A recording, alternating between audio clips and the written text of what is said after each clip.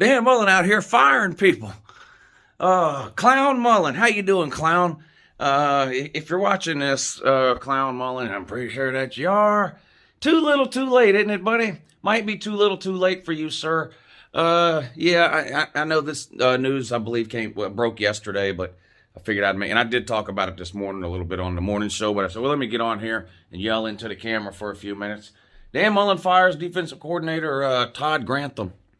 Fired the offensive line coach, too, who's been with Mullen since 2001. Wow, all the way back in the Bowling Green days when they were on, was that Urban Meyer's staff, I guess. They've been together since then.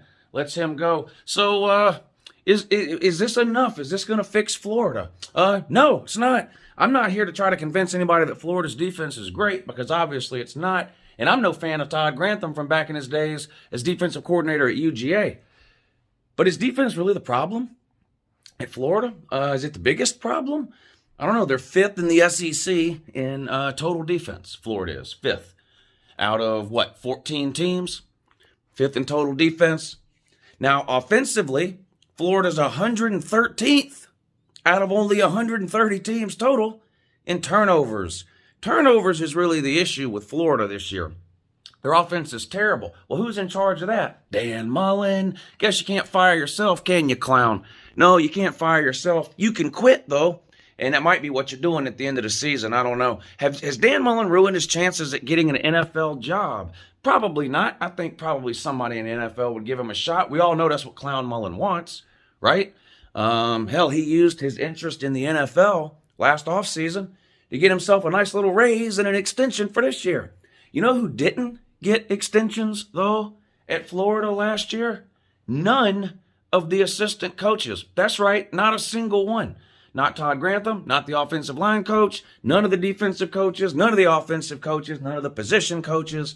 Nobody got a raise or an extension, or no one got an extension last year other than Clown Mullen. So what happens if the clown gets fired? Well, they'd have to pay his buyout, which was, I believe, what is his buyout? $12 million, I think, is the number I heard.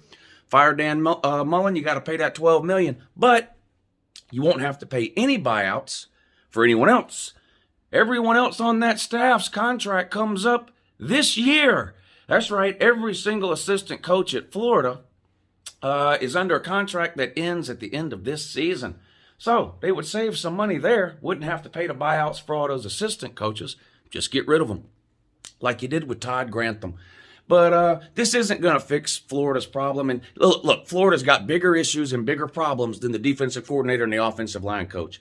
Quitting is the problem, really. And honestly, doesn't this go back to last year? Yeah, it does. Florida quit last year. Remember? I'm talking about the players now, the team itself, quitting on Dan Mullen. They did it last year heading into the their bowl game, right? They had all the players sit out.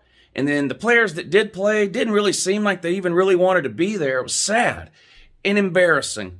Now, this isn't something that has only affected Florida, obviously, with this bowl thing and players sitting out.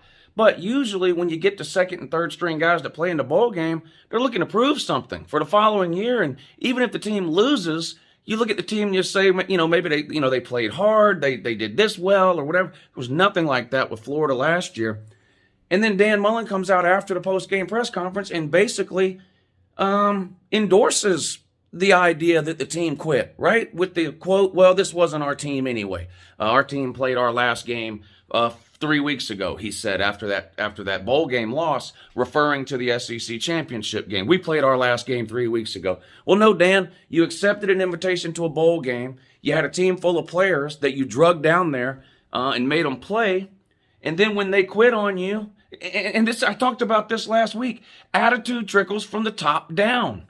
Attitude trickles from the top down. The team quit on Dan Mullen last year. They obviously didn't prepare very well for the bowl game. They got embarrassed and humiliated. Then Dan Mullen comes out and basically endorses it and says, that's fine. It's fine to quit. And now what has happened this year? Well, Florida season is over, right? Lost to LSU, blown out by Georgia, can't win the East or make a New Year's Six bowl, can't make any decent bowl at all. The Florida season, forget the jokes about the your season is over videos I do. Florida season is literally over. And guess what has happened? the team has quit. Just like they did last year once Florida's season was over after the SEC championship game. The team quit, didn't show up for the bowl game, got blown out. What happens now? Team quits again. They go on the road to Columbia, get blown out. This is Dan Mullen's fault. You basically signed off on the idea that it's okay to quit. You did that last year when you basically endorsed the fact that your team did quit. Didn't want to be in the bowl game. This wasn't our team. Our team played their last game a month ago. Well, Dan, I guess you better come out now. When did you play your last game this year, Dan? Was it that amazing 2-point loss to a terrible Alabama team? I don't know. The Florida fans can answer that for me down below in the comments section if they can figure out how to type it out. But when did Florida quit this year? I don't know. Or when did their season end? Well, we know when their season ended. But they've quit again. They've quit. And this is attitude trickles from the top down. They watched Dan Mullen last year basically throw them under the bus because that was this year's Florida team. That team you saw play Oklahoma in the bowl game last year, that was this year's. That's the Florida team you're seeing now. Kyle Pitts didn't play. The quarterback, Trask, quit at halftime of that game. Didn't play the second half. So the team you saw in that Oklahoma game, that's this year's team. And Dan Mullen basically came out after that bowl game and told that team, which is this year's team, it's okay to quit. We quit 3 weeks ago. Basically, it's fine if you want to quit. Now, you look here at this season, and the team's going, well, he told us last year it was okay to quit. We might as well quit trying now. And that's what has happened. That's what has happened. Emory Jones and Anthony Richardson both are turnover machines. How's that possible? Well, they're Dan Mullen guys. Dan Mullen has had them there for, 3 and 4 years, respectively, between Emory Jones and Anthony Richardson, and neither one of them appear to know how to play the position of quarterback. It doesn't matter who they put in there. Anthony Richardson can run around a little, but look at the Georgia game. He's not very good. He's not very good. He turns the ball over. Emory Jones is probably a better pure quarterback. Emory Jones probably gives Florida the best chance to win games over Anthony Richardson, to be honest, but fans get so damn mad, cry because Florida's terrible, lose to Kentucky and LSU. We want Anthony Richardson. We want Anthony Richardson. Dan Mullen caves in to the lowest common denominator, the Florida fan, and starts Anthony Richardson against Georgia, and he gets run out of the building. Didn't even make it out of the game. He didn't even play this last week against South Carolina. His ears are still ringing from the Georgia game. I don't know. I mean, Dan Mullen is the problem at Florida. And I made the video in the offseason, and I said, I don't be surprised if this is Dan Mullen's last year at Florida. And the Florida fans laughed at me and said, nope, Dan Mullen will be in Gainesville longer than Kirby will be at UGA. I don't think this is the end of the firings or coaching changes at Florida this season. I don't think it's going to stop with the defensive coordinator and an offensive line coach. Now, Florida should win its next 2 games. They play some terrible nobody, and that's Mizzou they play. That is a terrible nobody. And another terrible nobody. And then they end the season. I believe it's a home game, too, against Florida State. Is that a home game or an away game? Can't remember. If y'all lose that game, Dan Mullen will probably get fired. I don't understand. Look, Florida and Miami were in the gutter when Dan Mullen was hired at Florida. Florida had won the East 2 of the previous 3 seasons before Dan Mullen got there. People seem to forget that because they like to hate on McElwain and make fun of McElwain. McElwain was the head coach of Florida for 3 years but prior to Dan Mullen getting hired. And Jim McElwain won the SEC East in 2 of those 3 years. They fired him for a professional clown who has won the East once in his 4 years since being there. And not only that, they're paying him twice what they paid McElwain. Still hard to believe they're paying Dan Mullen more than Georgia's paying Kirby Smart. Jesus Christ.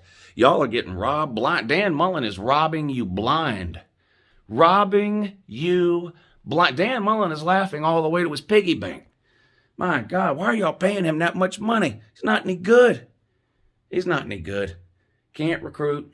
Turns out not a very good program manager, and that's the problem.